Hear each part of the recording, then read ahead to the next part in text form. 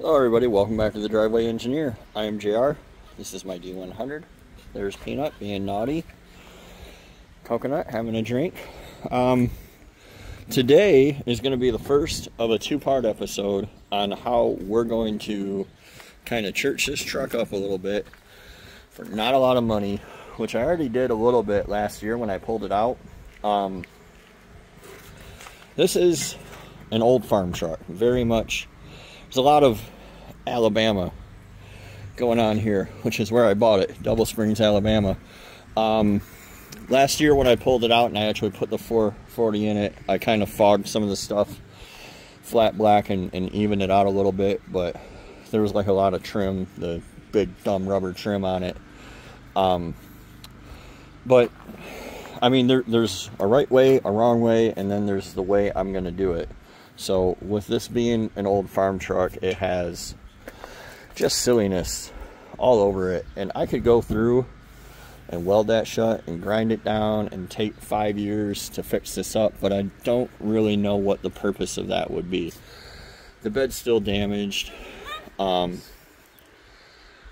know, I don't know what that is.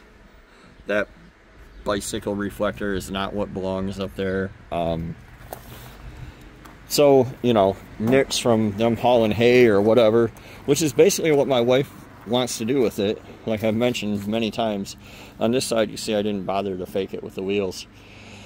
My wife wants to use this to go to the produce auction and haul mulch and put things in that she doesn't want to put in her Gladiator, and it has a bigger bed than her Gladiator. And things that, you know, there's no grease in that bed like there is in that one. So basically, I just need to get it good enough, as Derek on Vice Grip Garage says. So today, I'm going to show you how I do patch panels. Long story short, I'm going to show you how I do patch panels. And I'm going to show you because it's advantageous and it happens to be like right up here out on the open.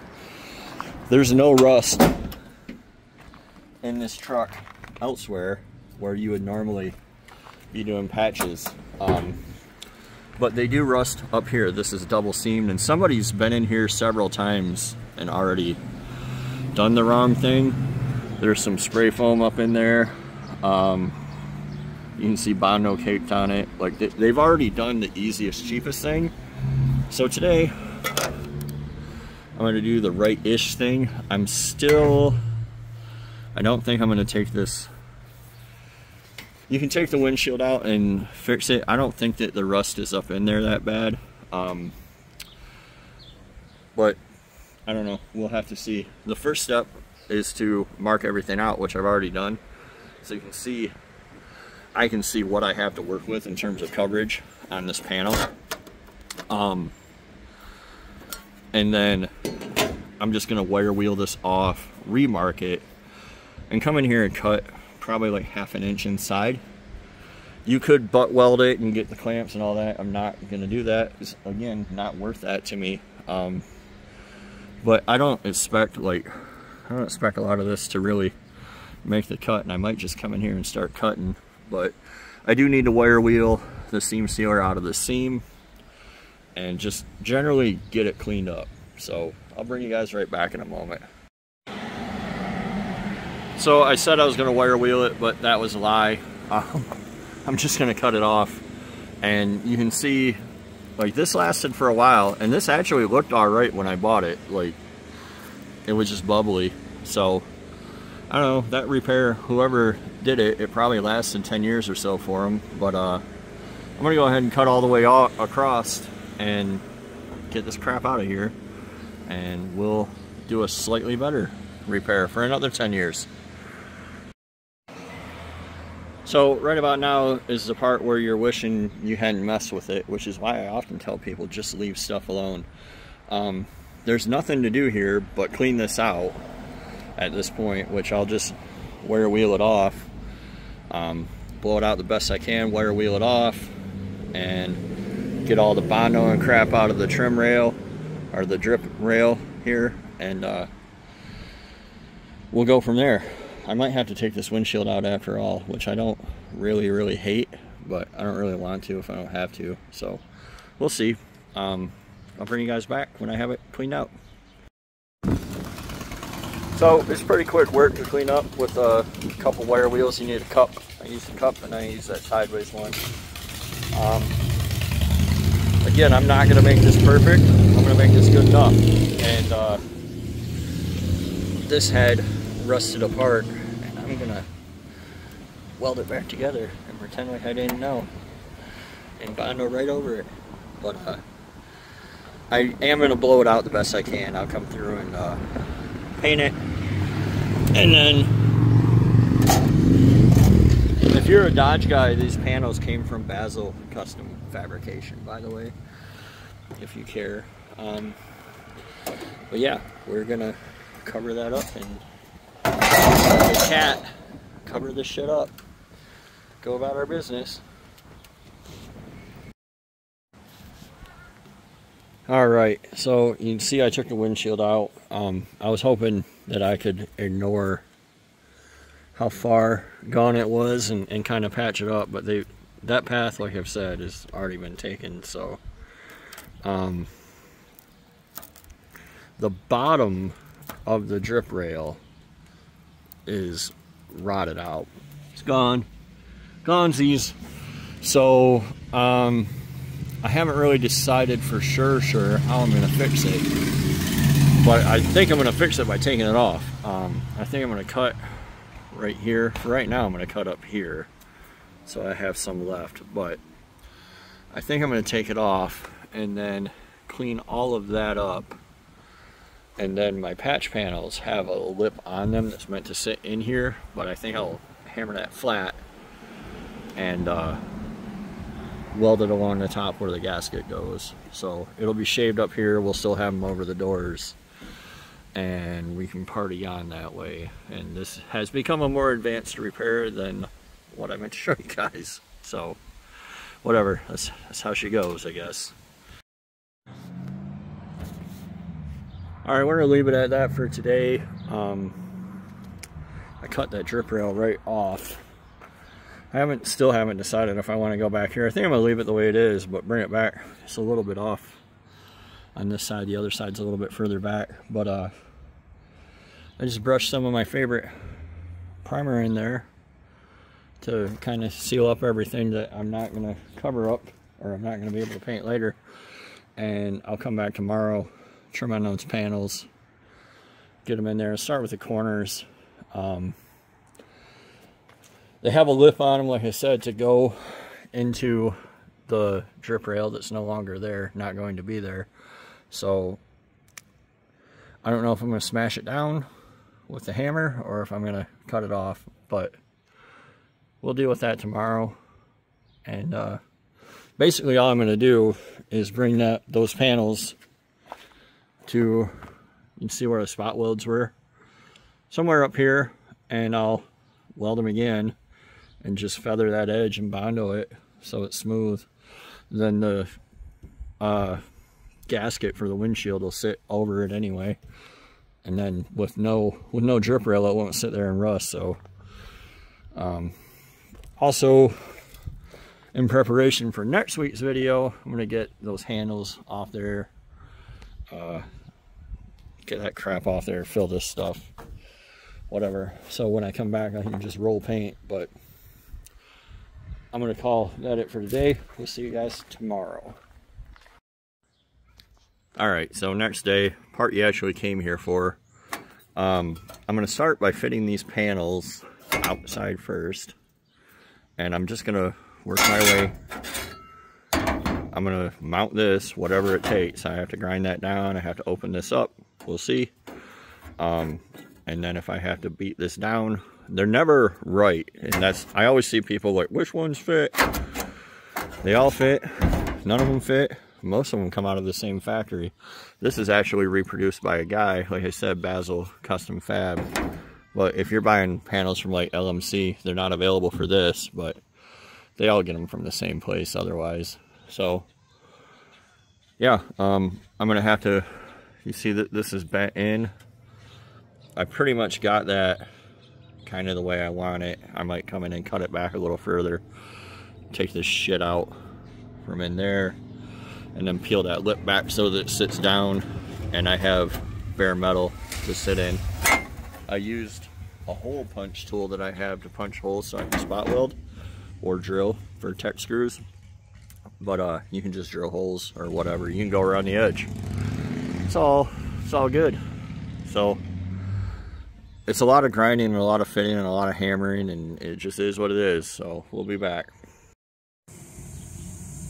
So the secret to the whole thing is tech screws and clamps, and I'm gonna spot weld here, but these really I use tech screws specifically instead of self tappers because they go in so easily. They're worth the extra like $3.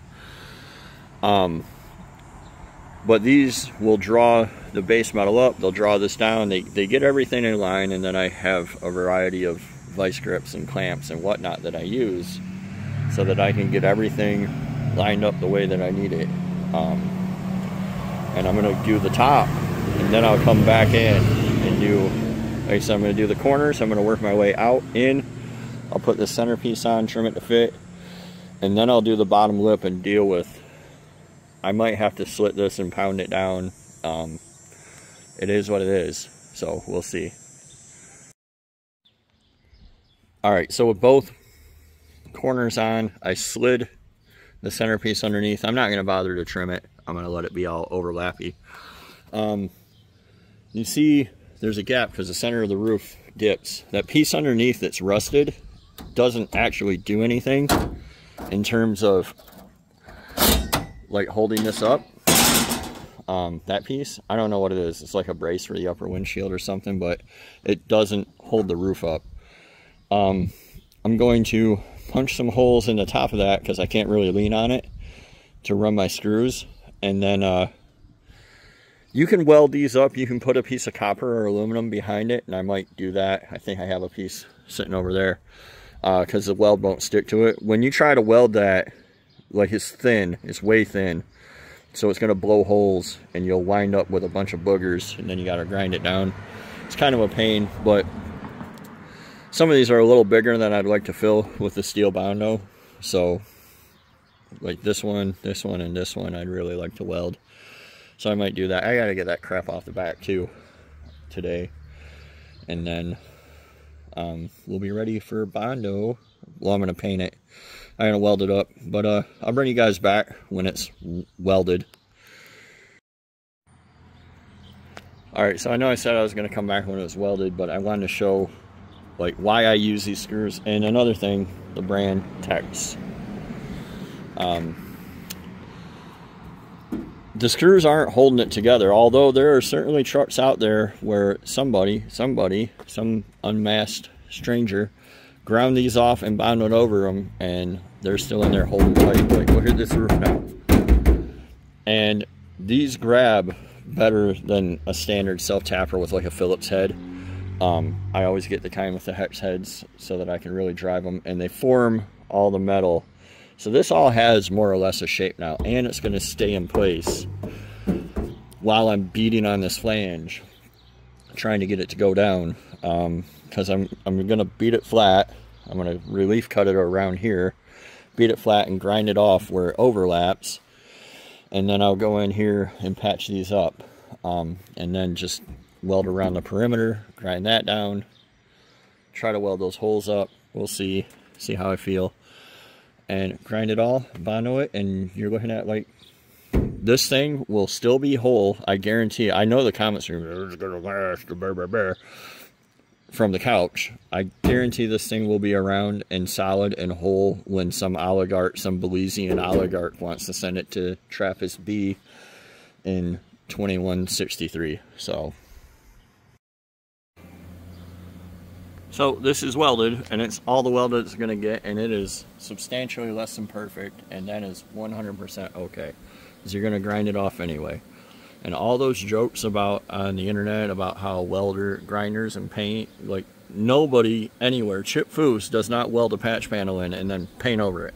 It gets ground, it gets body filled, and then it gets bondoed, and then it gets sealer primered, and then it gets painted, and that's the method. So I will go through here. I'm actually going to take these screws out. I'm going to slice each side and I'm going to use my air hammer. Now that it's secured, like this is nice and secured now, I'll use my air hammer, beat the rest of this flange down, and grind this into shape. I'm going to use a combination of body filler and grinding to knife edge this. I actually welded up the holes in the upper windshield, and I'll just knock this down. All these screws won't come out either, by the way, I guarantee it. I know for certain I welded too close to one of them, and I will grind the head off and leave it in there forever. Again, it'll land on Trappist B in 2558 with that screw still in it. So I'll bring you guys back. All right, I wanted to show you guys after body filler, but I don't have it, and it's not going to be here till like Friday. I'm filming this on a Sunday, so next time you see it, it'll be in the next video when I paint it. But I mean, there's imperfections all throughout here, and it's 100% okay. All I did was come in here and grind back to this level, to the original level with my flat wheel, try to level it out the best I could, beat the corners down with my air hammer, and we have, you know, good steel roof. I'll come in from the back side and like fluid film it or something, but like I said, this repair is gonna last until this thing's orbiting Tau Ceti, so it's good to go. Hopefully that helps you guys out. And like, the one thing that I want you to know is it does not have to be perfect. It's, as my mentor told me, it's fucking metal. Just cut it off and do it again if you hate it. So yeah, this is an already long video, so thanks for watching, and we'll see you next time on The Driveway Engineer.